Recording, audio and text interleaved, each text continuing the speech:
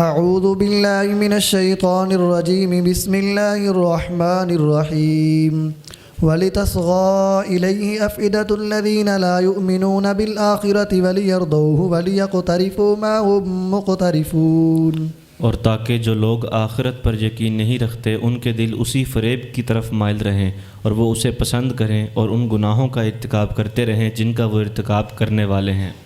یہ پچھلی آیت کے ساتھ اس کا تسلسل ہے۔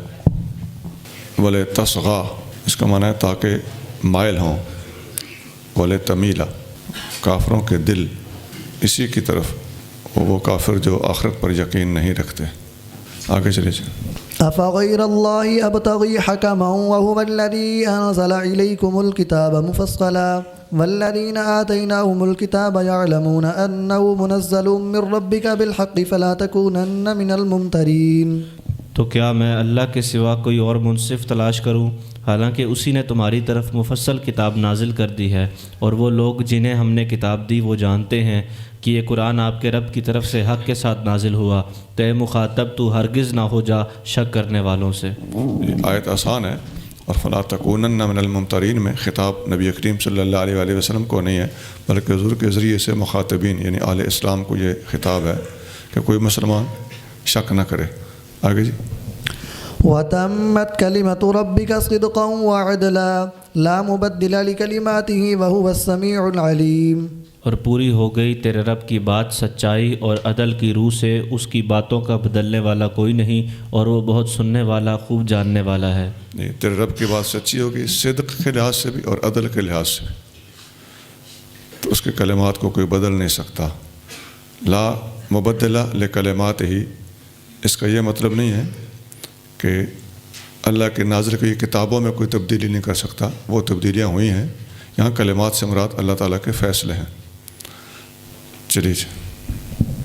وَإِن تُطِعْ أَكْثَرَ مَن فِي الْأَرْضِ يُضِلُّوكَ عَن سَبِيلِ اللَّهِ إِن يَتَّبِعُونَ إِلَّا الظَّنَّ وَإِنْ هُمْ إِلَّا يَخْرُصُونَ، اور اے مخاطب اگر تو کہا ماننے اکثر لوگوں کفار کا جو زمین میں ہیں تو وہ تجھے بہکا دیں گے اللہ کی راہ سے، وہ یقین کو چھوڑ کر صرف گمان کی پیروی کرتے ہیں اور وہ صرف غلط قیاس آرائی کرتے ہیں۔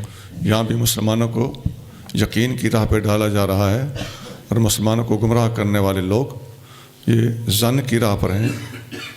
ظن کا معنی ہوتا ہے محض شکوک و شبہات۔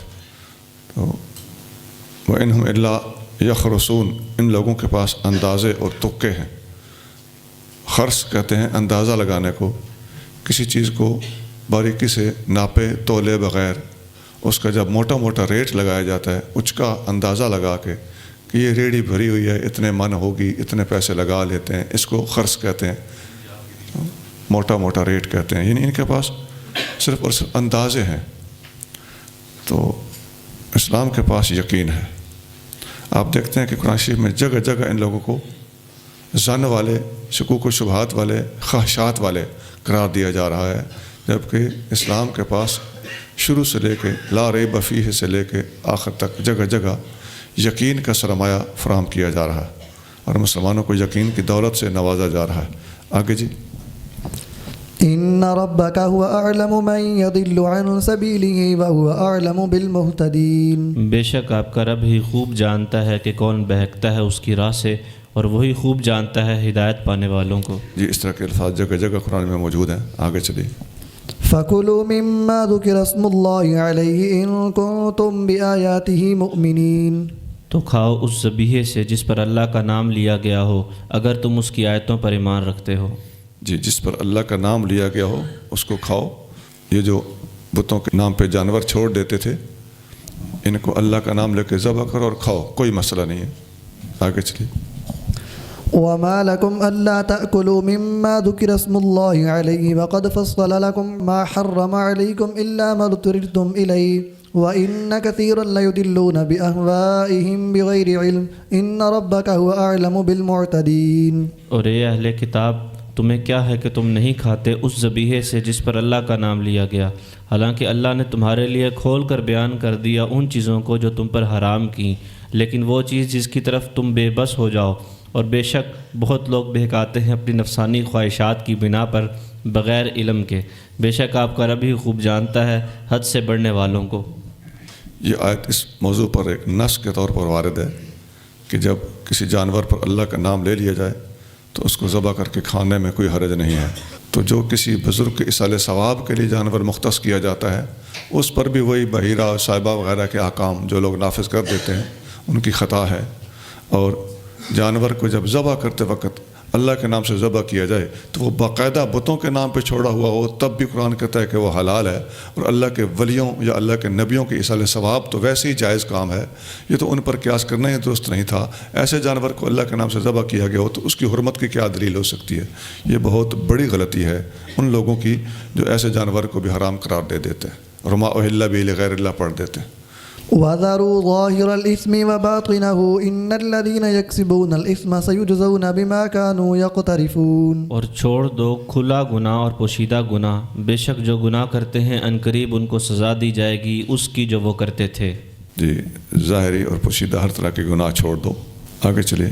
ولا تأكلوا مما لم يذكر اسم الله عليه وإنه لفسق وَإِنَّ الشَّيَاطِينَ لَيُوحُونَ إِلَىٰ أَوْلِيَائِهِمْ لِيُجَادِلُوكُمْ وَإِنْ أَطَعْتُمُوهُمْ إِنَّكُمْ لَمُشْرِكُونَ۔ اور نہ کھاؤ اس ذبیحے سے جس پر اللہ کا نام نہیں لیا گیا، اور بے شک وہ کھانا گناہ ہے، اور بے شک شیطان اپنے دوستوں کے دلوں میں وسوسے ڈالتے رہتے ہیں تاکہ وہ تم سے جھگڑا کریں، اور اگر تم نے ان کا کہنا مان لیا تو بے شک تم مشرک ہو جاؤ گے۔ اس سے پہلے 119 آیت میں تھا کہ جس پر اللہ کا نام لیا جائے اسے بے دریغ کھاؤ، اور یہاں اس کے برعکس دوسری پہلو پر توجہ دلائی جا رہی ہے کہ جس پر اللہ کا نام نہ لیا جائے اسے مت کھاؤ۔ اور اگلے جو الفاظ ہیں کہ بے شک شیاطین اپنے دوستوں کی طرف وحی کرتے ہیں تاکہ تمہارے ساتھ آ کے بحث کریں۔ اس بارے میں حدیث میں آتا ہے، ابن عباس رضی اللہ تعالیٰ عنہ فرماتے ہیں کہ نبی کریم صلی اللہ علیہ وآلہ وسلم کے پاس یہودی آئے، آ کے انہوں نے ایک بات کہی، بڑی چٹپٹی بات تھی۔ بات کیا ہے؟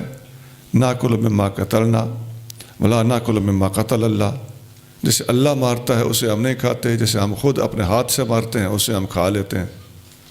اب غور کریں تو یہ بات کتنی بظاہر عوام کو بہکانے والی، لیکن اگر علمی بندہ سوچے تو صرف میراثیوں والا چاک ہے اور بات کوئی نہیں۔ بھئی اللہ کا ہی تو حکم ہے کہ اس کو ذبح کرو۔ فانزل اللہ تعالیٰ نے یہودیوں کی اس چگ کے مقابلے پر یہ آیت نازل کی تھی، اور اس کے الفاظ ہیں کہ شیطان اپنے دوستوں کو وحی کرتے ہیں تاکہ یہ تمہارے ساتھ بحث کریں۔ یعنی یہودیوں کی اس بات کو شیطانی وحی قرار دیا کہ ان کو شیطان نے کیسا بظاہر سجا ہوا اور جچا ہوا جملہ سکھایا ہے۔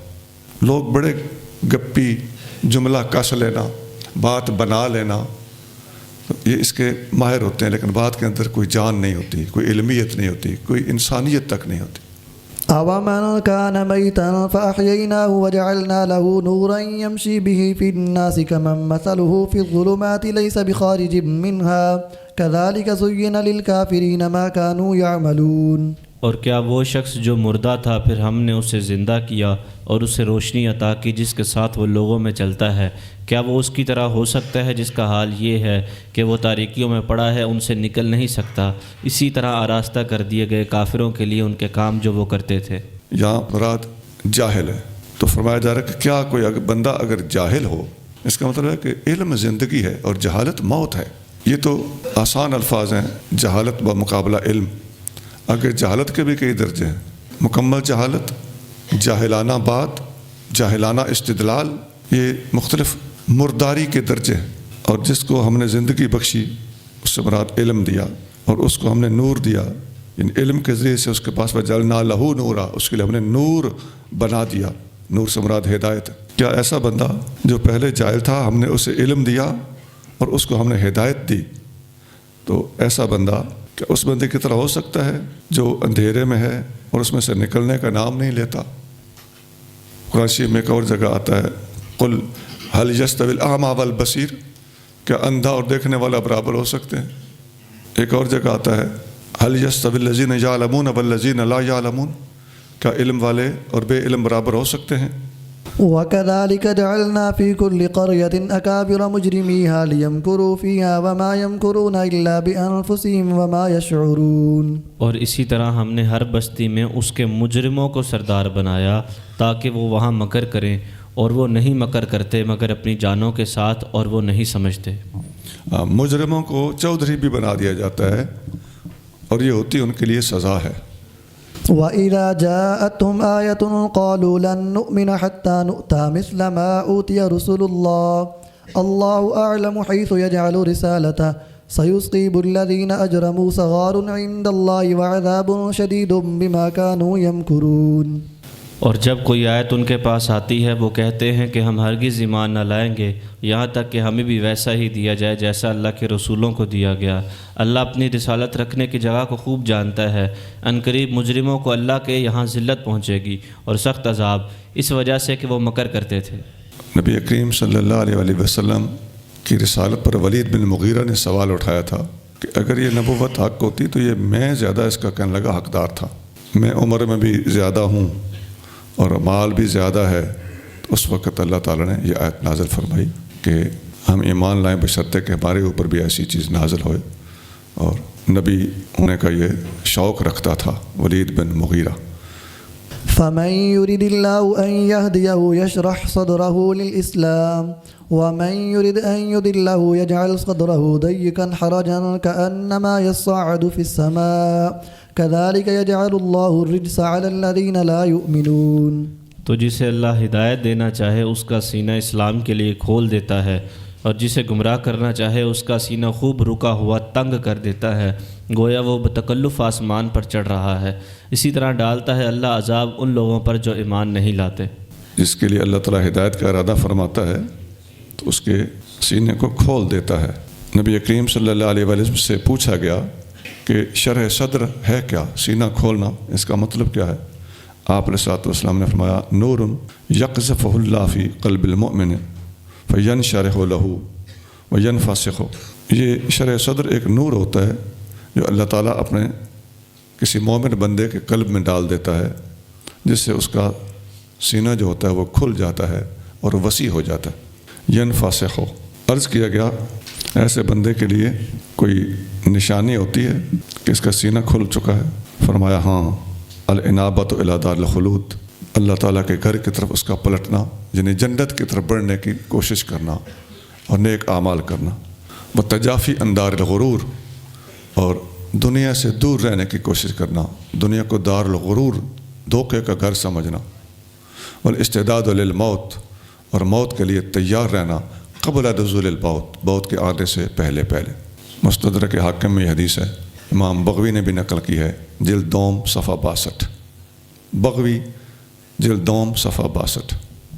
وَهَذَا صِرَاطُ رَبِّكَ مُسْتَقِيمًا قَدْ فَصَّلْنَا الْآيَاتِ لِقَوْمٍ يَذَّكَّرُونَ۔ اور یہ اسلام آپ کے رب کا پسندیدہ سیدھا راستہ ہے، ہم نے آیتیں تفصیل سے بیان کر دی ہیں نصیحت قبول کرنے والوں کے لیے۔ جی، اسلام یہ سیدھا راستہ ہے۔ آگے چلیے۔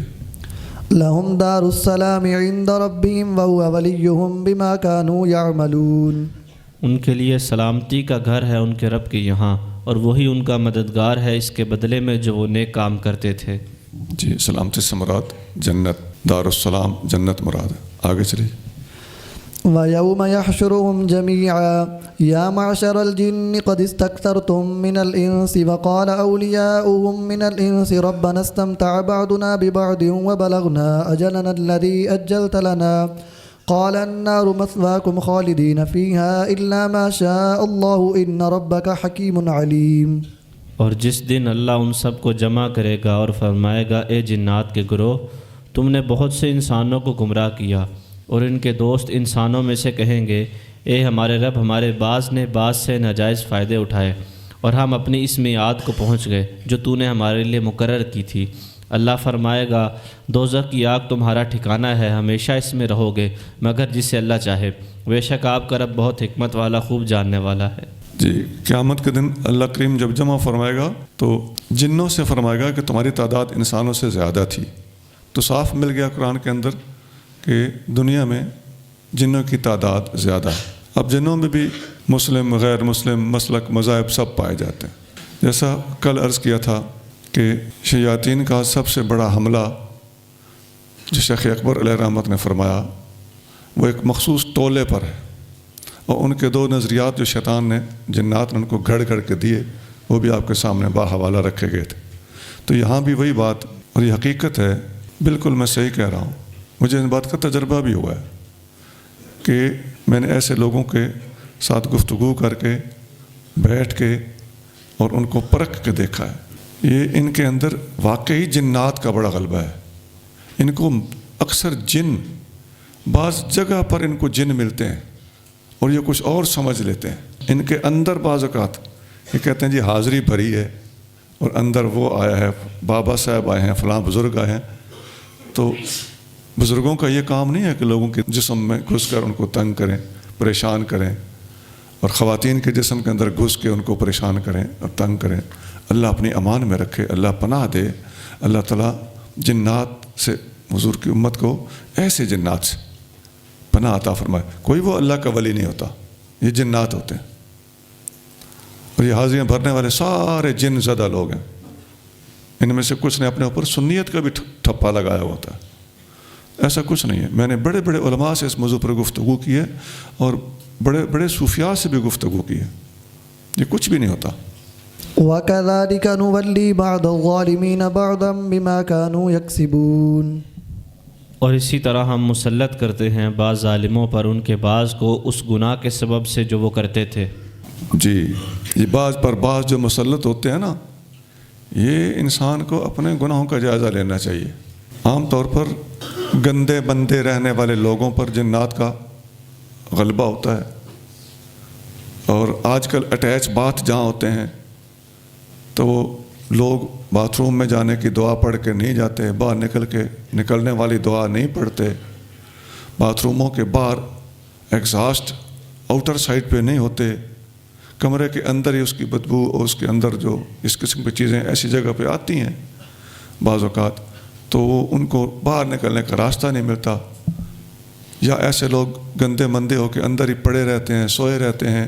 غسل واجب ہوتا ہے نہیں کرتے، وضو کرنا ہوتا ہے نہیں کرتے، اٹھ جانے کا ٹائم ہوتا ہے یہ پڑے رہتے ہیں. تو ایسے لوگوں پر جنات غالب آ جاتے ہیں. پھر خون کے چھینٹے آتے ہیں، پھر طرح طرح کی بدشگونیاں لے کر طرح طرح کے غلط عاملوں کے پاس چلے جاتے ہیں، جن کا آگے کام ہی ان کے پاس بھی اسی قسم کی چیزیں پہلے موجود ہوتی ہیں. وہ خود جناتی مذہب والے لوگ ہوتے ہیں، وہ اسی چیز کو اپنی ولایت اور اولیائی سمجھ بیٹھے ہوتے ہیں. تو ایسے لوگوں کی دکانداری چمکانے کے لیے ان لوگوں کا بڑا کردار ہوتا ہے، جو ناسمجھ ہوتے ہیں اور کسی اللہ والے کے ساتھ جو شریعت کا پابند ہو رابطہ رکھنے کی بجائے کہتے ہیں جی ہمیں تو ہمارے مسئلے کا حل چاہیے. تو وہ اس قسم کے لوگوں کے پاس جا پہنچتے ہیں. اللہ تعالیٰ ان کی حفاظت فرمائے.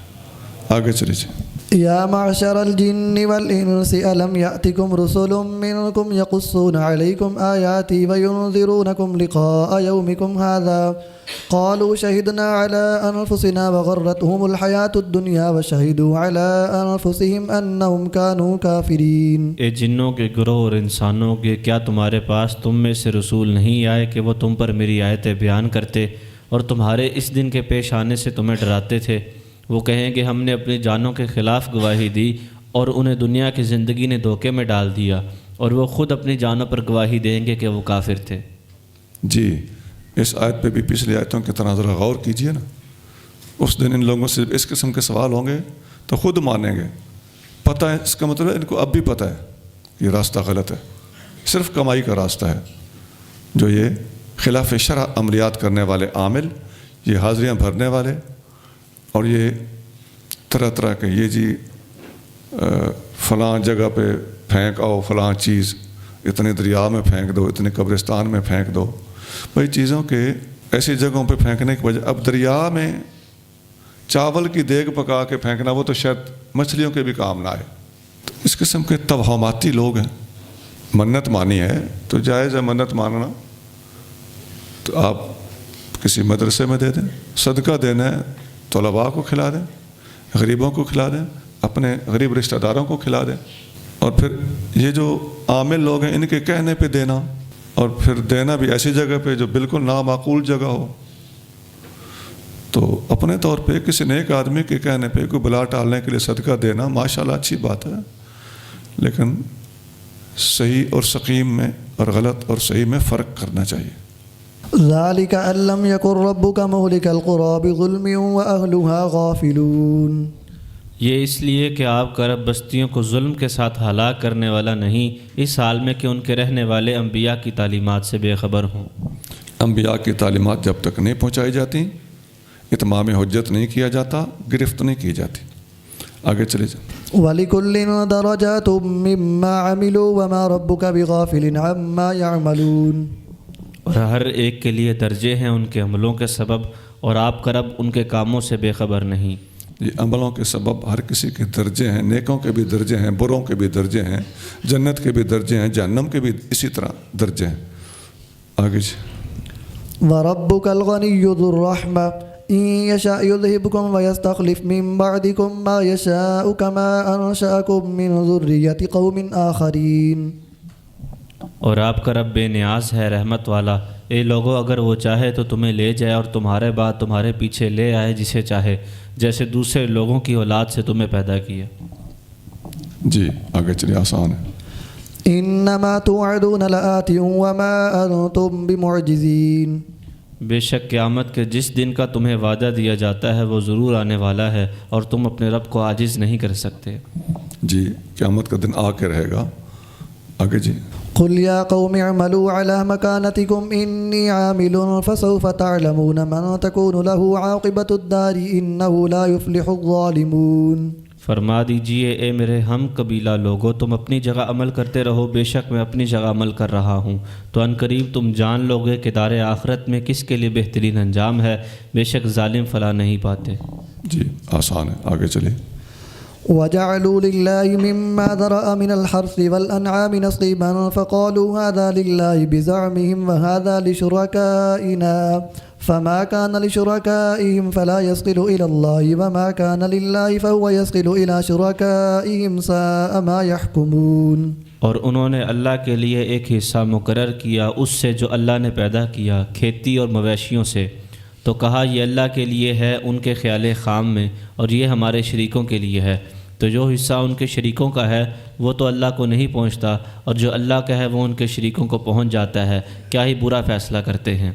وَجَعَلُوا لِلَّهِ مِمَّا زَرَعَ مِنَ الْحَرْثِ وَالْأَنْعَامِ، زَرَعَ اس کا معنی ہے خلقہ، اللہ نے پیدا کیا، پیدا کر کے زمین میں پھیلایا۔ یہ جو ان کی فصلیں وغیرہ ہوتی تھیں اس میں سے حصہ نکالتے تھے، کچھ اپنے بتوں کا اور کچھ اللہ کا۔ تو بتوں کا حصہ ان کے خیال کے مطابق اللہ تک نہیں پہنچتا، اس میں اللہ شامل نہیں تھا، اور جو اللہ کا تھا وہ بتوں تک پہنچتا تھا۔ اب یہ ایسی بیہودہ قسم کی بنیاد ہی غلط ہے، بتوں کے نام پہ کچھ رکھنا ہی غلط ہے۔ پھر آگے یہ جو تقسیم تھی یہ ظلم بالائے ظلم، یعنی بے وقوفی کے اوپر پھر بے وقوفی۔ ساء ما یحکمون، اس لیے اللہ نے آخر میں فرمایا برا ہے جو یہ فیصلہ کیے بیٹھے۔ آگے چلیے۔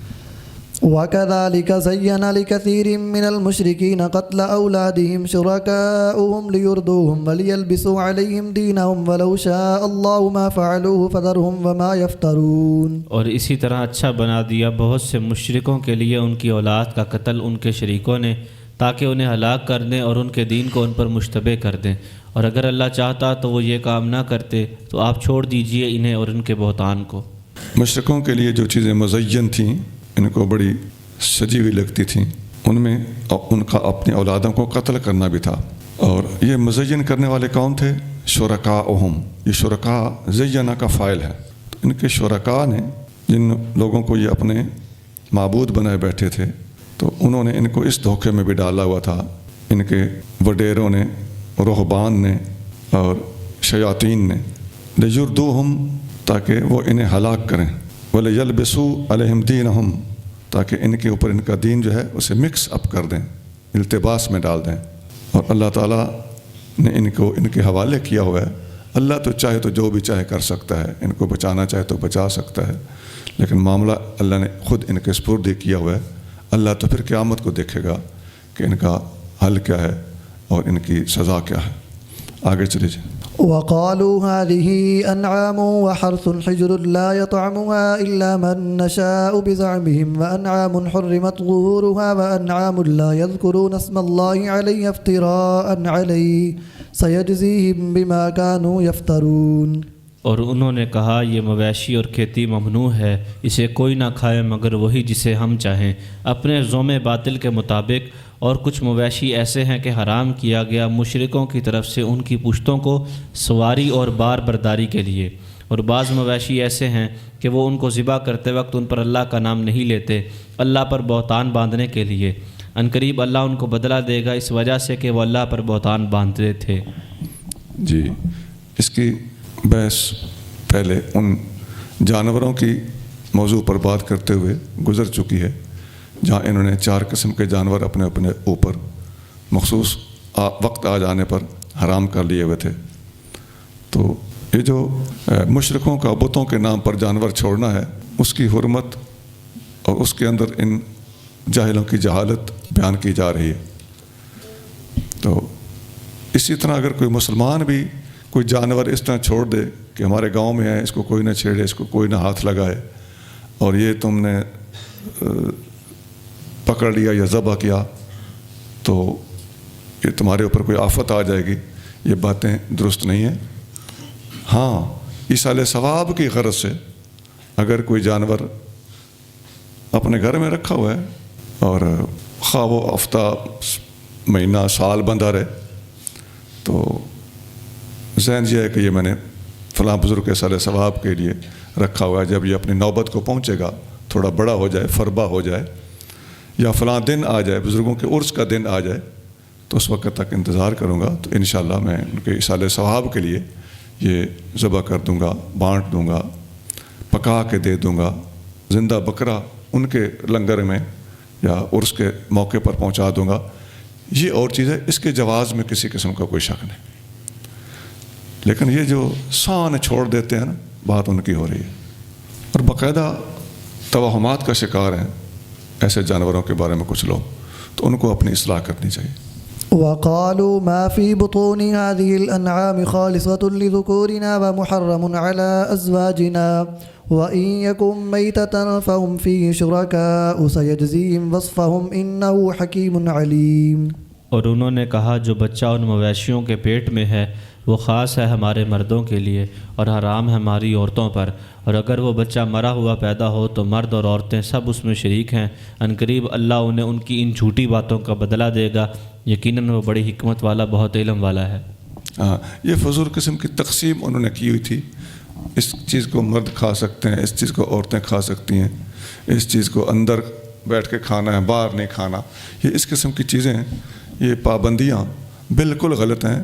بعض کا نفس معاملہ درست بھی ہوتا ہے، ایک چیز جائز ہے، لیکن اس کے اوپر اس قسم کی قیود اور پابندیاں یہ ساری مشرک کرتے تھے۔ اب آپ دیکھتے جائیں یہ چیزیں خالص نبی پاک علیہ السلام کے زمانے کے مشرکین والی ساری باتیں ہیں، ان سے اللہ تعالی ہمیں بچنے کی توفیق عطا فرمائے۔ قد خسر الذين قتلوا أولادهم سفها بغير علم وحرموا ما رزقهم الله افتراء على الله قد ضلوا وما كانوا مهتدين۔ بے شک برباد ہوئے وہ لوگ جنہوں نے قتل کیا اپنی اولاد کو حماقت کی وجہ سے بغیر علم کے، اور انہوں نے حرام قرار دیا جو رزق اللہ نے انہیں دیا تھا اللہ پر بہتان باندھنے کے لیے، بے شک وہ گمراہ ہو گئے اور ہدایت پانے والے نہ ہوئے۔ آسان آیت ہے، آگے چلیں۔ وهو الذي أنشأ جنات معروشات وغير معروشات والنخل والزرع مختلفا أكله والزيتون والرمان متشابها وغير متشابه كلوا من ثمره إذا أثمر وآتوا حقه يوم حصاده ولا تسرفوا إنه لا يحب المسرفين۔ اور وہی ہے جس نے پیدا کیے باغ چھپریوں پر چڑھائے ہوئے اور بغیر چڑھائے زمین پر کھڑے ہوئے، اور کھجور اور کھیتی کے مختلف ہیں اس کے کھانے، اور زیتون اور انار آپس میں ایک جیسے اور ایک دوسرے سے مختلف بھی، کھاؤ اس کے پھل جب وہ پھلدار ہو، اور ادا کرو اس کا حق جب وہ کٹے، اور بے جا خرچ نہ کرو، بے شک اللہ دوست نہیں رکھتا بے جا خرچ کرنے والوں کو۔ یہ طرح طرح کے پھل بتلائے گئے ہیں۔ جو معروشات کا لفظ ہے، اس کا معنی ہوتا ہے چھپروں پر چڑھائے گئے۔ چھپر وہ جو ایک چھن یا ایک عارضی سی چھت بنائی جاتی تھی، بعض اوقات گھروں کے باہر برآمدے کے طور پر، بعض اوقات کھیتوں کے اندر دھوپ سے بچنے کے لیے طوطے چڑیاں اڑانے والے زمیندار بنا کے تو ان میں بیٹھتے تھے۔ تو اس چھپر کے اوپر بعض اوقات بیل، انگور کی یا کسی چیز کی چڑھ جاتی تھی تو وہ اوپر چڑھی ہوئی بیل کو معروش کہا جاتا ہے۔ ان فصلوں میں سے اللہ کے راہ پہ عشر دینا جو ہے وہ امام اعظم ابو حنیفہ رحمۃ اللہ علیہ کی دلیل یہی ہے کہ آپ فرماتے ہیں کہ عشر میں تعمیم ہے، یہ وآتوا حقہ یوم حصادہ، ان الفاظ سے امام اعظم کا استدلال ہے۔ آگے چلیے۔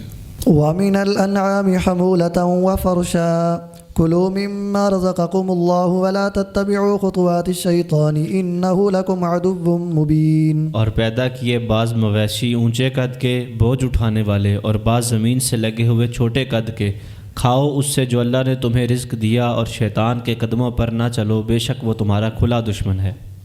ابن مسعود رضی اللہ تعالیٰ عنہ اس کے الفاظ کو واضح فرماتے ہوئے ارشاد فرماتے ہیں کہ الحمولۃ ما حمل من الابل والفرش الصغار، حمولہ سے مراد وہ اونٹ ہے جو بوجھ اٹھانے کے قابل ہو، جسے لادی کہتے ہیں ہمارے علاقے میں، اور صغار وہ ہوتے ہیں جو چھوٹے ہوں، ابھی انہیں لادی نہ نکالا گیا ہو اور وزن نہ اٹھاتے ہوں۔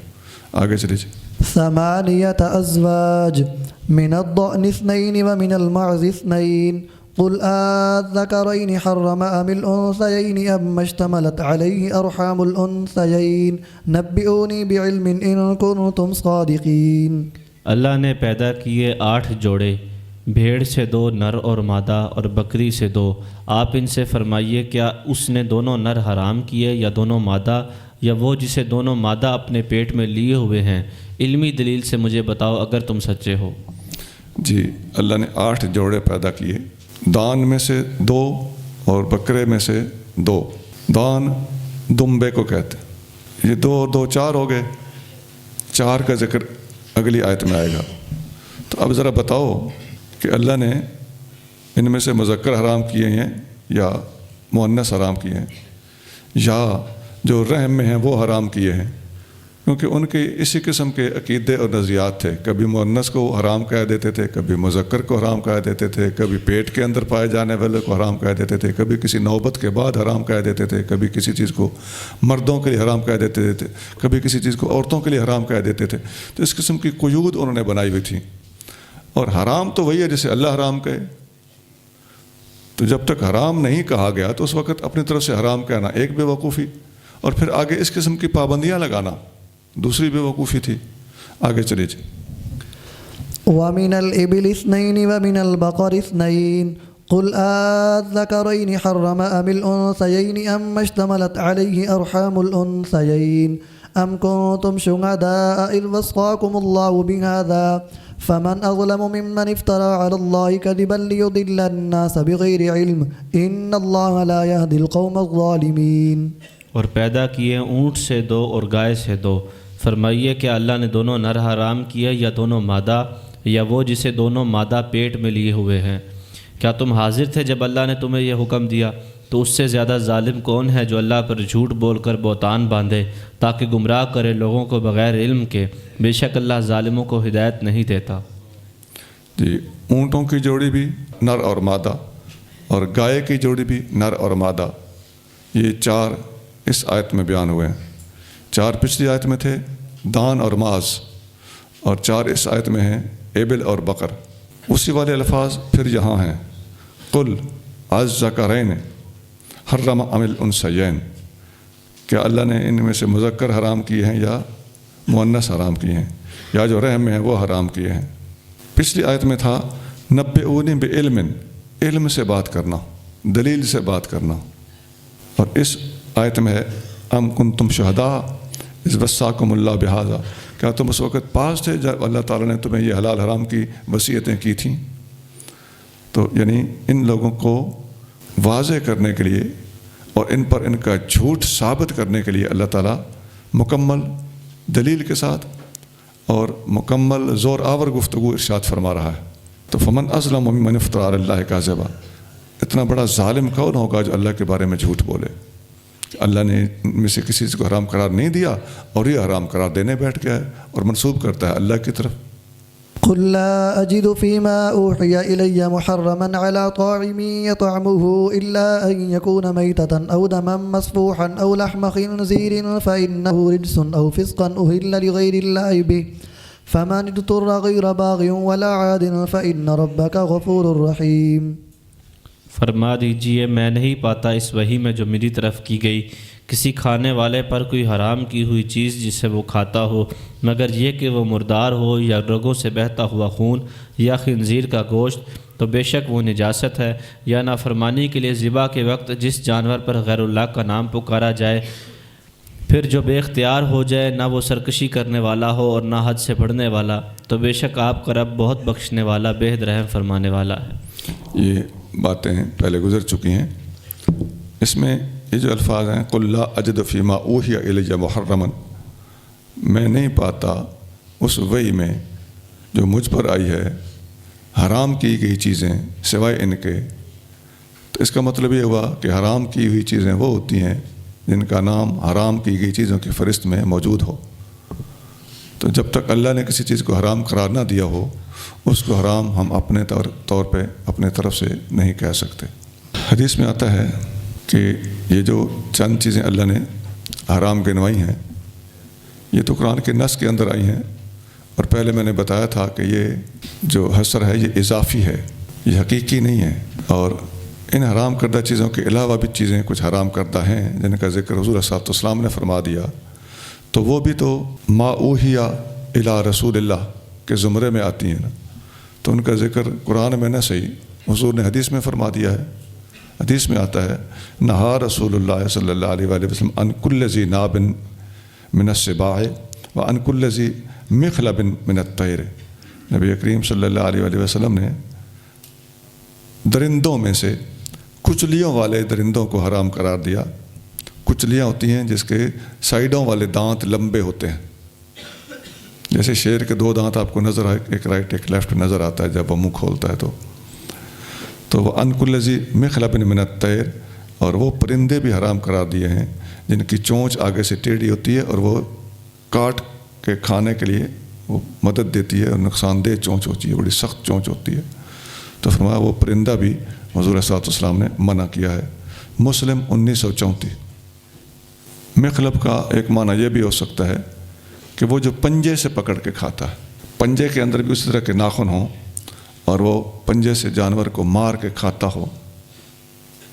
وعلى الذين هادوا حرمنا كل ذي ظفر ومن البقر والغنم حرمنا عليهم شحومهما إلا ما حملت ظهورهما أو الحوايا أو ما اختلط بعظم ذلك جزيناهم ببغيهم وإنا لصادقون۔ اور یہودیوں پر ہم نے حرام کر دیا تھا ہر ناخن والا جانور، اور گائے اور بکری سے ہم نے ان کی چربی ان پر حرام کی، مگر جو ان کی پیٹھ یا آنت میں لگی ہو یا ہڈی کے ساتھ ملی ہو، ہم نے ان کی سرکشی کا انہیں یہ بدلہ دیا، اور بے شک ہم ضرور سچے ہیں۔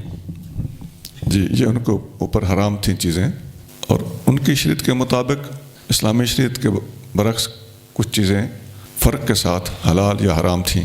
شریعتوں کا فرق اپنے جگہ پہ درست ہے، لیکن عقائد اور اللہ کی توحید یہ ہر دور میں یکساں رہی ہے۔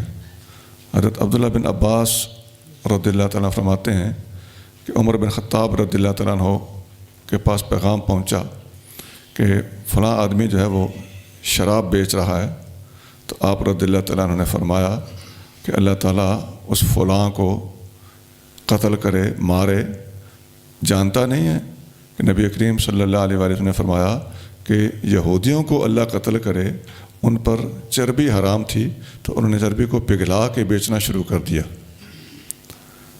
بخاری 2223 223۔ فإن كذبوك فقل ربكم ذو رحمة واسعة ولا يرد بأسه عن القوم المجرمين۔ پھر اگر وہ آپ کو جھٹلائیں تو آپ فرما دیجئے کہ تمہارا رب بڑی کشادہ رحمت والا ہے، اور اس کا عذاب جرم کرنے والے لوگوں سے نہیں ٹالا جا سکتا۔ جی آگے چلیے، آسان ہے۔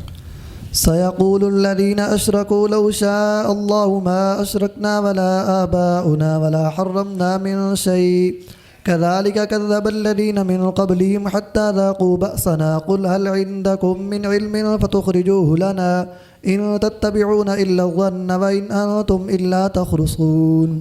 اب مشرک کہیں گے کہ اگر اللہ چاہتا تو ہم شرک نہ کرتے اور نہ ہمارے باپ دادا اور نہ ہم کسی چیز کو حرام ٹھہراتے۔ اسی طرح جھٹلایا تھا ان لوگوں نے جو ان سے پہلے تھے، یہاں تک کہ انہوں نے ہمارا عذاب چکھا۔ آپ فرمائیں کیا تمہارے پاس کوئی علم ہے؟ اگر ہے تو اسے ہمارے سامنے لاؤ۔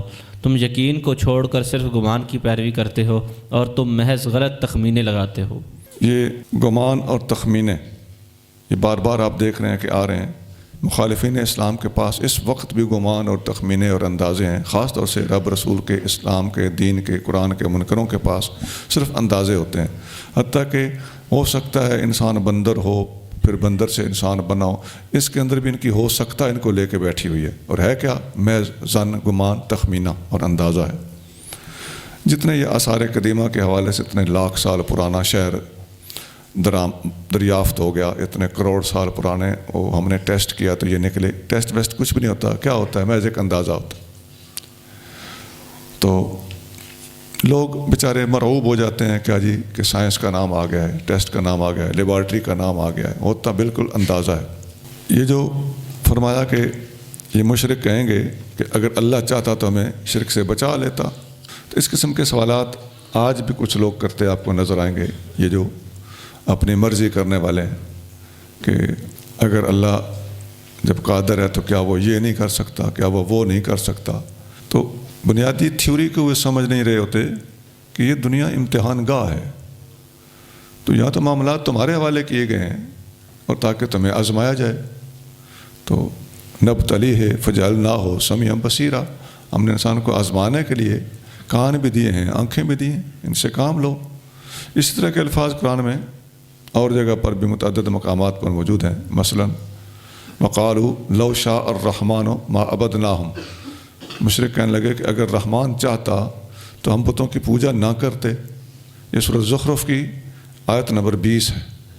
آگے چلے جائیں۔ قل فللہ الحجۃ البالغہ فلو شاء لہداکم اجمعین۔ آپ فرما دیں تو اللہ ہی کے لیے ہے پکی دلیل، تو اگر اللہ چاہتا تو ضرور تم سب کو ہدایت فرماتا۔ الحجۃ البالغہ، پکی دلیل، الدلیل الکامل، مطلب یہ ہے کہ اللہ تعالیٰ نے کتاب بھیجی، اپنے رسول بھیجے، واضح بیان بھیجا اور قرآن بھیجا، تو یہ اللہ کی حجت بالغہ ہے، کوئی تخمین و ظن نہیں ہے۔ تم لوگوں کے پاس ظن ہے اور اللہ تعالیٰ کی طرف سے حق، یقین اور دو ٹوک باتیں آ چکی ہیں۔ تمہیں اپنے شکوک و شبہات اور وہم و گمان اور تخمین و ظن کو چھوڑ کر اللہ والوں کی راہ پہ، انبیاء علیہ السلام کی بتائی ہدایت پہ چلنا چاہیے۔ چلیے قل هلم شهداءكم الذين يشهدون أن الله حرم هذا فإن شهدوا فلا تشهد معهم ولا تتبع أهواء الذين كذبوا بآياتنا والذين لا يؤمنون بالآخرة وهم بربهم يعدلون۔ آپ فرمائیں تم اپنے وہ گواہ لاؤ جو گواہی دیں کہ اللہ نے اسے حرام کیا، پھر اگر وہ یہ جھوٹی گواہی دیں تو اے مخاطب ان کے ساتھ تو گواہی نہ دینا، اور ان کی نفسانی خواہشوں کے پیچھے نہ چلنا جنہوں نے ہماری آیتوں کو جھٹلایا اور جو آخرت پر ایمان نہیں رکھتے اور وہ دوسروں کو اپنے رب کے برابر ٹھہراتے ہیں۔ یہ جو تم نے خود شریعت گھڑی ہوئی ہے، اس کے اوپر کوئی گواہ تو لاؤ۔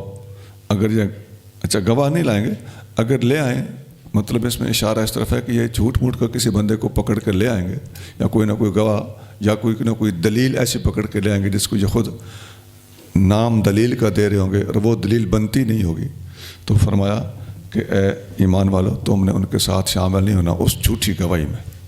قل تعالوا أتل ما حرم ربكم عليكم ألا تشركوا به شيئا وبالوالدين إحسانا ولا تقتلوا أولادكم من إملاق نحن نرزقكم وإياهم ولا تقربوا الفواحش ما ظهر منها وما بطن ولا تقتلوا النفس التي حرم الله إلا بالحق ذلكم وصاكم به لعلكم تعقلون۔ فرمائیے آؤ میں پڑھ کر تمہیں سنا دوں جو کچھ تمہارے رب نے تم پر حرام کیا۔ اس نے فرمایا کہ شریک نہ کرو اس کے ساتھ کسی چیز کو، اور ماں باپ کے ساتھ نیکی کرو، اور نہ قتل کرو اپنی اولاد کو تنگ دستی کے باعث، ہم رزق دیں گے تمہیں اور انہیں بھی، اور بے حیائی کے کاموں کے قریب نہ جاؤ جو ان میں سے ظاہر ہیں اور جو پوشیدہ ہیں، اور نہ قتل کرو اس جان کو جسے اللہ نے حرام کیا مگر حق کے ساتھ، یہی وہ کام ہے جن کا اللہ نے تمہیں حکم دیا تاکہ تم سمجھو۔ اللہ تعالیٰ نے یہاں کھول کر بتایا کہ جو چیزیں میں نے منع کی ہوئی ہیں میں دوبارہ بتا دیتا ہوں۔ ہم نے حرام کیا وطن پر نمبر 1 شرک کرنا، نمبر 2 والدین سے بدسلوکی منع کی ہوئی ہے، نمبر 3 غربت کے ڈر سے اپنے اولادوں کو قتل کرنا منع کیا ہوا ہے، کیونکہ ہم ہی تمہارے بھی رازق ہیں اور ان کے بھی رازق ہیں، نمبر 4 ظاہری باطنی فحاشیوں کو منع کیا ہوا ہے، نمبر 5 کسی بھی انسان کو ناحق قتل کرنا منع کیا ہوا ہے۔ جو چیزیں واضح ہیں اور منع کی ہوئی ہیں ان کو کیوں نہیں لیتے ہو، اور جو چیزیں تم نے اپنے طرف سے خود گھڑی ہوئی ہیں ان کی بڑی سخت پابندی کرتے ہو، تو اللہ کے احکام کے مقابلے پہ اپنے آپ سے اور اپنے گھر سے گھڑی ہوئی چیزوں کو چھوڑ دو۔ اس آیت کے مختلف اجزاء پہلے گزر بھی چکے ہیں۔ حدیث میں آتا ہے نبی کریم صلی اللہ علیہ وآلہ وسلم نے لیلۃ العقبہ میں جو انصاری صحابہ سے بیعت لی تھی اس کے اندر شرطیں رکھی تھیں کہ کسی کو اللہ کا شریک نہیں بناؤ گے، چوری نہیں کرو گے، بدکاری نہیں کرو گے، اپنے اولادوں کو قتل نہیں کرو گے، اور کسی پر اپنے طرف سے گھڑ کے بہتان نہیں لگاؤ گے، اور نیکی کے معاملات میں نافرمانی نہیں کرو گے۔ یہ ایک فہرست تھی جو نبی کریم صلی اللہ علیہ وآلہ وسلم نے ان سے منوائی اور پھر ان کو بیعت فرمایا۔ بخاری حدیث نمبر 18۔ ولا تقربوا مال اليتيم إلا بالتي هي أحسن حتى يبلغ أشده وأوفوا الكيل والميزان بالقسط لا نكلف نفسا إلا وسعها وإذا قلتم فاعدلوا ولو كان ذا قربى وبعهد الله أوفوا ذلكم وصاكم به لعلكم تذكرون۔ اور یتیم کے مال کے قریب نہ جاؤ لیکن ایسے طریقے سے جو بہت اچھا ہو، یہاں تک کہ وہ اپنی جوانی کو پہنچ جائے، اور پورا کرو ناپ اور تول کرو انصاف کے ساتھ۔ ہم کسی جان کو تکلیف نہیں دیتے مگر اس کی طاقت کے موافق، اور جب بات کہو تو حقی کہو اگرچہ قریبی رشتہ دار ہو، اور اللہ کے عہد کو پورا کرو۔ یہ وہ باتیں ہیں جن کا تمہیں حکم فرمایا تاکہ تم نصیحت قبول کرو۔ جی، پچھلی آیت کے ساتھ آگے مسلسل وہ باتیں چل رہی ہیں کہ فرمایا ہم نے تمہیں یتیم کا مال کھانے سے منع کیا تھا، جب تک وہ جوان نہ ہو جائے مال اس کے حوالے نہ کر دو، پوری ذمہ داری کا مظاہرہ کرو، اور ناپ اور وزن پورا انصاف کے ساتھ رکھو، اور جب بات کرو تو عدل کی بات کرو، خواہ اپنے سگے رشتہ دار کے خلاف ہی کیوں نہ بولنا پڑ جائے، اور وعدہ کرو تو وفا کرو۔ تو یہ 4 چیزیں اس آیت کے اندر مزید بیان ہوئی ہیں، جبکہ 5 پچھلی آیت میں بیان ہوئی تھی۔ آگے چلیے۔ وَأَنَّ هَذَا صِرَاطِي مُسْتَقِيمًا فَاتَّبِعُوهُ وَلَا تَتَّبِعُوا السُّبُلَ فَتَفَرَّقَ بِكُمْ عَنْ سَبِيلِهِ ذَلِكُمْ وَصَّاكُمْ بِهِ لَعَلَّكُمْ تَتَّقُونَ۔ اور یہ کہ میرا سیدھا راستہ یہی ہے تو اس پر چلو اور دوسری راہوں پر نہ چلو کہ وہ راہیں تمہیں اللہ کی راہ سے جدا کر دیں گی، اس کا تمہیں حکم دیا تاکہ تم گمراہی سے بچو۔ جی، اللہ کا سیدھا راستہ، یہ آیت نبی کریم صلی اللہ علیہ وسلم باقاعدہ پڑھ کر صحابہ کرام کو ایک بات سمجھائی۔ حضرت عبداللہ بن مسعود رضی اللہ عنہ فرماتے ہیں خط لنا رسول اللہ صلی اللہ علیہ وآلہ وسلم خطاً، نبی کریم صلی اللہ علیہ وسلم نے انگلی مبارک سے زمین کے اوپر ایک لکیر کھینچی اور فرمایا ھذا سبیل اللہ، یہ اللہ کا راستہ ہے۔ ثم خط خطوطاً عن یمینہ و عن شمالہ، پھر اس لمبے اور مین راستے کے دائیں بائیں چھوٹی چھوٹی لکیریں بنائیں، اور فرمایا قال ھذہ سبل علی کل سبیل منہا شیطان یدعو الیہ، ان چھوٹے چھوٹے راستوں میں سے ہر راستے پر شیطان بیٹھا ہوا ہے جو انسان کو مین اور بڑے راستے، اللہ کے راستے صراط مستقیم سے ہٹا کر ادھر بلاتا ہے اور ادھر بلاتا ہے۔ تو وقرأ، نبی کریم صلی اللہ علیہ وسلم نے قرآن کی یہی آیت پڑھی، ان ھذا صراطی مستقیمہ فاتبعوہ، یہی ہے میرا سیدھا راستہ، بس اسی کا اتباع کرو۔ مسند احمد حدیث نمبر 4142 4142۔ اس آیت اور اس حدیث سے پتہ چلتا ہے کہ مسلمانوں کا اجماعی اور جمہوری راستہ حق کا راستہ ہے، اور چھوٹے چھوٹے راستے گمراہی کے راستے ہیں۔ کوئی چھوٹی موٹی دلیل ان کے پاس اپنی تیار کی ہوئی یا کسی غلطی کی وجہ سے اختیار کی ہوئی ہو سکتی ہے، لیکن صحیح بات وہی ہے جو نبی پاک علیہ الصلوۃ والسلام کی امت کے جمہور سے اور اجماع سے ثابت ہو۔ مین راستہ ہدایت کا راستہ، چھوٹے چھوٹے راستے گمراہی کے راستے، یہ نقشہ جو حضور نے کھینچا اس کا یہی تقاضا ہے، وہ یہی سمجھاتا ہے۔ ثم آتينا موسى الكتاب تماما على الذي أحسن وتفصيلا لكل شيء وهدى ورحمة لعلهم بلقاء ربهم يؤمنون۔ پھر ہم نے موسیٰ کو کتاب دی پوری کرنے کے لیے نعمت اس پر جس نے نیک کام کیے، اور ہر چیز کی تفصیل اور ہدایت اور رحمت کے لیے تاکہ وہ اپنے رب سے ملنے پر ایمان لائیں۔ جی، موسیٰ علیہ السلام کو بھی کتاب دی گئی تھی، اس کے اندر بھی ان کی ضرورت کے مطابق ہر چیز کی تفصیل موجود تھی۔ چلیے جی۔ وهذا كتاب أنزلناه مبارك فاتبعوه واتقوا لعلكم ترحمون۔ اور یہ قرآن برکت والی کتاب ہے، ہم نے اسے اتارا تو اس کی اتباع کرو اور ڈرتے رہو تاکہ تم رحم کیے جاؤ۔ آسان آیت ہے، آگے چلیے۔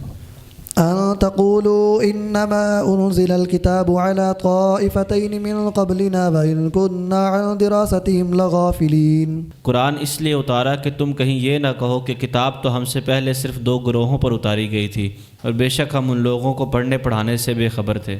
جی، اتمام حجت کرنا مقصود ہے، آگے چلیے۔ أو تقولوا لو أن أنزل علينا الكتاب لكنا أهدى منهم فقد جاءكم بينة من ربكم وهدى ورحمة فمن أظلم ممن كذب بآيات الله وصدف عنها سنجزي الذين يصدفون عن آياتنا سوء العذاب بما كانوا يصدفون۔ یا یہ نہ کہو کہ اگر ہم پر کتاب نازل کی جاتی تو ہم ان سے زیادہ ہدایت والے ہوتے، تو بے شک آ گئی تمہارے پاس قرآن کی صورت میں روشن دلیل تمہارے رب کی طرف سے اور ہدایت اور رحمت، تو اس سے زیادہ ظالم کون ہے جس نے اللہ کی آیتوں کو جھٹلایا اور ان سے منہ پھیرا۔ عنقریب ہم سزا دیں گے ان لوگوں کو جو منہ پھیرتے ہیں ہماری آیتوں سے، اور بہت برے عذاب کی اس وجہ سے کہ وہ منہ پھیرتے تھے۔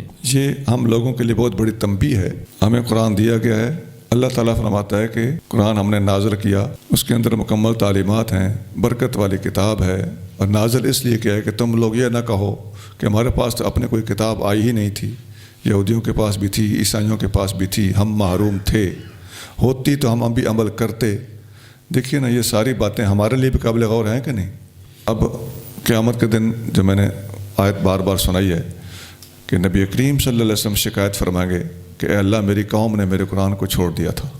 اللہ تعالیٰ ہمیں قرآن سے لگ کے رہنے کی توفیق عطا۔ عزیزان گرامی، قرآن شریف سے ہٹانے کے لوگوں کے پاس بڑے حربے ہیں۔ یہ جی قرآن فلاں بڑا پڑھیں گے لیکن حلق سے نیچے نہیں جائے، قرآن بڑا پڑھیں گے، اللہ تعالیٰ غلط نہ کرائے، جہاں تک مجھے یاد آتا ہے یہ بڑا کا لفظ کہیں نہیں ہے، وہ ہے قرآن پڑھیں گے اور حلق سے نیچے نہیں جائے گا۔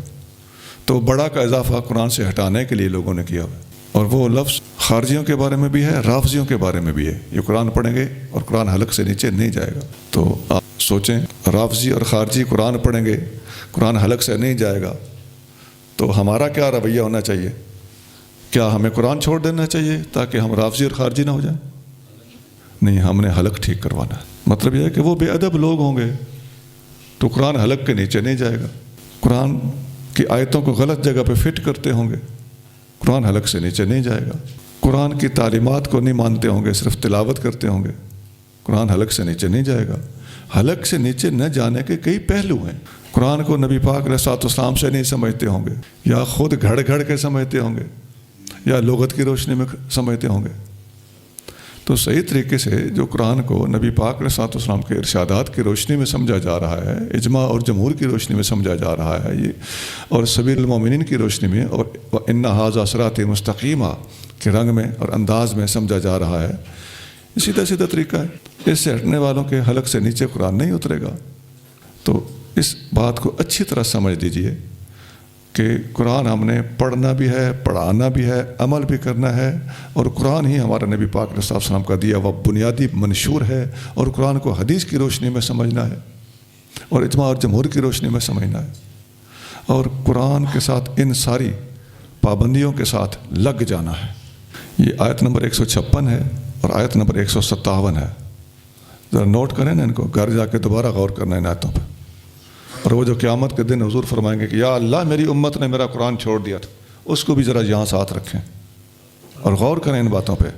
اور قرآن سے ہٹانے والے جو لوگوں کے پاس حربے ہیں ان میں سے ایک حربہ شعر و شاعری بھی ہے کہ یہ لوگ آپ لوگوں کو قرآن کے مقابلے پر شعر سناتے ہیں اور شعر و شاعری میں پھنسایا ہوا ہے۔ نبی کریم صلی اللہ علیہ وآلہ وسلم کی نعت مبارک بڑی خوش نصیبی ہے، اچھی بات ہے، نعت شریعت کے مطابق ہونی چاہیے اور اللہ کے ذکر سے زیادہ نہیں ہونی چاہیے، قرآن سے زیادہ نہیں ہونی چاہیے، تعلیم و تعلم سے زیادہ نہیں ہونی چاہیے، کسی موقع پر ایک مختصر طریقے سے جس طرح حضور کے زمانے میں ہوا ہے یہ درست ہے، لیکن اس کے اندر جتنے قیود ہیں اس کی مقدار اتنی زیادہ نہ ہو کہ بندے کا پیٹ ہی شعروں سے بھرا ہوا ہو، اور جو اس کی محدود اور جائز مقدار ہو وہ بھی شریعت کے مطابق ہو۔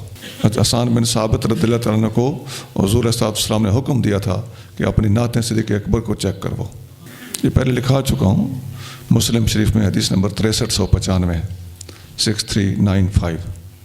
آج حال یہ ہے کہ آپ ایک علمی بات کر رہے ہیں تو آپ کا ایک جاہل آدمی کھڑا ہو کے آگے سے آپ کی بات کو سمجھے بغیر ہی اس کی کوئی توجیہ نکال کے آواز کھڑی کر دے۔ اور حضور غوث پاک کے زمانے کا ایک فرقہ حامیہ تھا جو شعر و شاعری کو اپنا قرآن کہتا تھا۔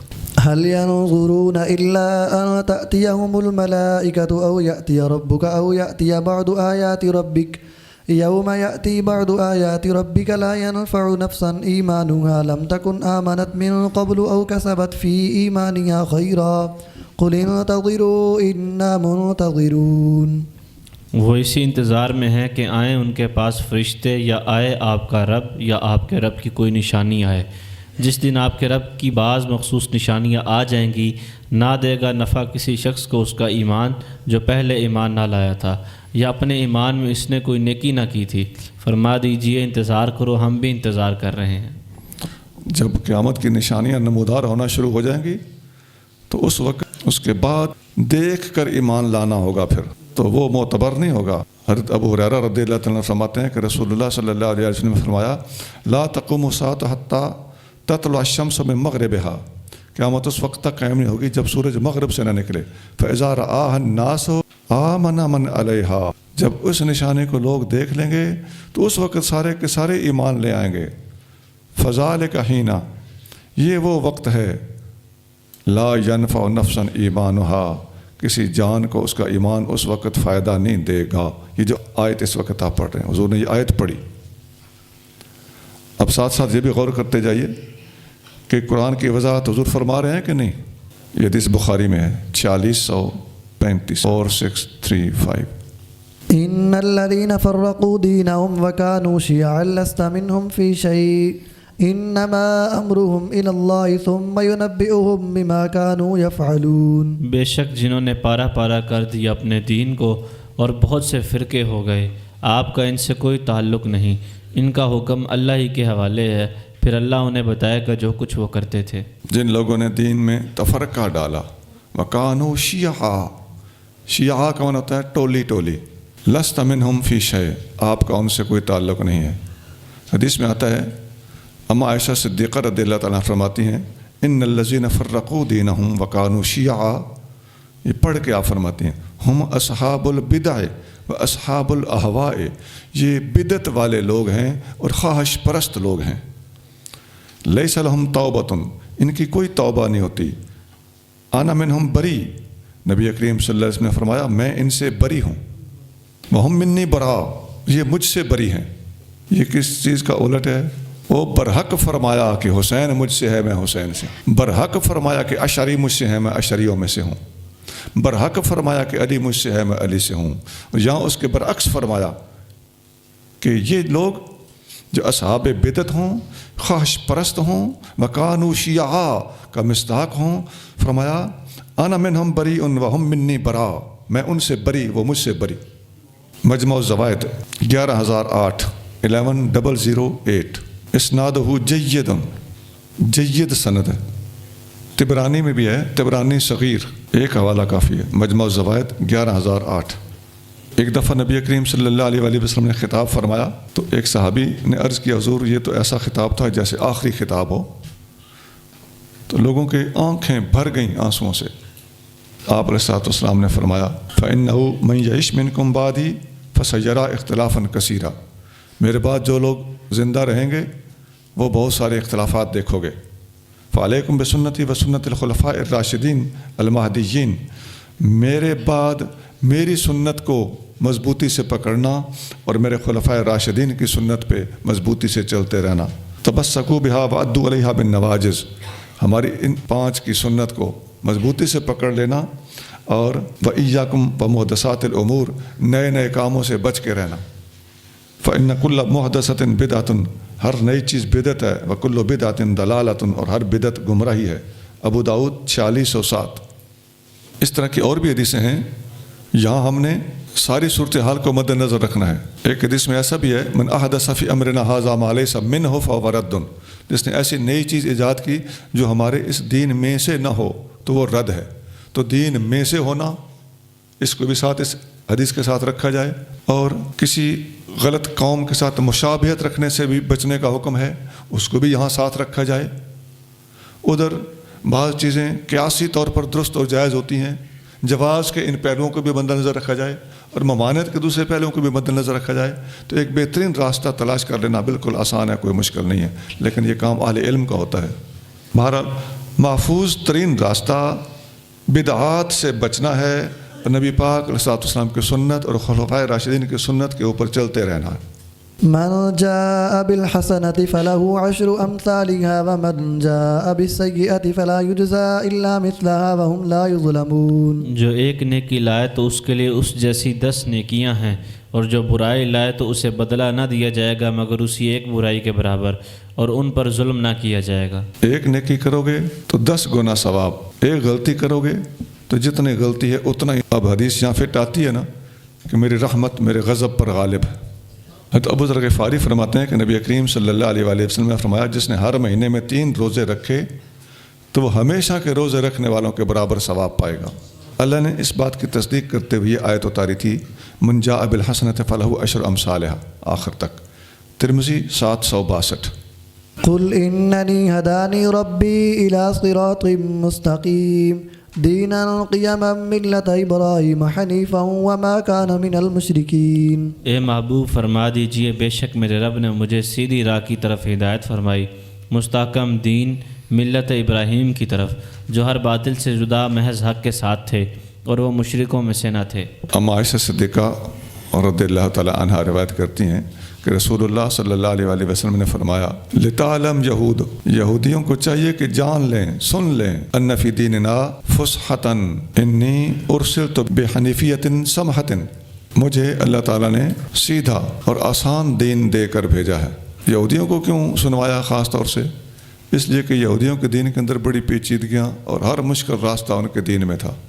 جس کی مثال یہ ہے کہ جسم بھی ناپاک ہو جائے تو جلا دیتے تھے، کپڑا بھی ناپاک ہو جاتا تو جلا دیتے تھے۔ یہ حدیث مسند احمد میں ہے 25962، 25962۔ قل إن صلاتي ونسكي ومحياي ومماتي لله رب العالمين۔ فرما دیجئے، بے شک میری نماز اور میرا حج اور قربانی، سب عبادات اور میرا جینا اور میرا مرنا سب اللہ ہی کے لیے ہے، جو رب ہے سارے جہانوں کا۔ جی، اس میں اخلاص کی تعلیم دی گئی ہے، اور میری نماز، میرا حج، میری زندگی، میری موت، سب کچھ اللہ کے لیے ہے جو رب العالمین ہے۔ سبحان اللہ۔ چلیے جی۔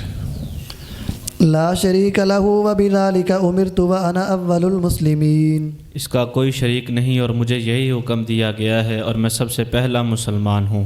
اسی آیت سے نبی کریم صلی اللہ علیہ وآلہ وسلم نے نماز کی نیت اخذ فرمائی ہوئی تھی۔ آپ جب نماز کے لیے کھڑے ہوتے تو سیدنا علی المرتضیٰ رضی اللہ تعالیٰ عنہ روایت کرتے ہیں کہ آپ فرماتے تھے، وجہت وجہی للذی فطر السماوات والارض حنیفا، اور وما انا من المشرکین، ان صلاتی و نسکی و محیای مماتی للہ رب العالمین لا شریک لہ وبذلک امرت وانا من المسلمین۔ یہاں تک آگے پھر اللہم انت الملک، اے اللہ تو بادشاہ ہے، لا الہ الا انت، تیرے سوا کوئی معبود نہیں، انت ربی، تو ہی میرا رب ہے، وانا عبدک ظلمت نفسی، میں تیرا بندہ ہوں، میں نے اپنے اوپر ظلم کیا۔ یہ ہمیں تعلیم دے رہے ہیں۔ واعترفت بذنبی، اور میں اپنی خطاؤں کا اعتراف کرتا ہوں، یہ بھی ہمارے لیے تعلیم ہے۔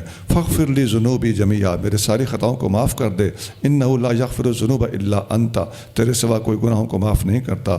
واہدنی لاحسن الاخلاق، مجھے اچھے اخلاق کی ہدایت دے۔ لا یہدی لأحسنہا الا انت، اچھے اخلاق کی ہدایت کوئی نہیں دے سکتا سوائے تیرے، وصرف انی سیئہا، برے اخلاق مجھ سے دور کر دے، لا یصرف انی سیئہا الا انت، برے اخلاق تیرے سوا کوئی درست نہیں کر سکتا، لبیک و سعدیک، میں حاضر ہوں، خدمت کے لیے تیار ہوں، والخیر کلہ فی یدیک، ساری خیر تیرے ہاتھ میں ہے، والشر لیس الیک، اور شر ہم تیری طرف منسوب نہیں کرتے، انا بک و الیک، میں تیری ہی طرف ہوں، جھکتا ہوں اور تیرا ہی بندہ ہوں، تیری ہی طرف ہوں،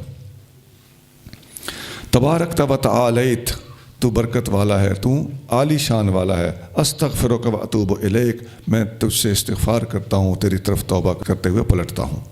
مسلم 771۔ عزیزان گرامی، ہو سکے تو یہ دعا یاد کر لیں، کیا ہی دعا ہے خدا کی قسم۔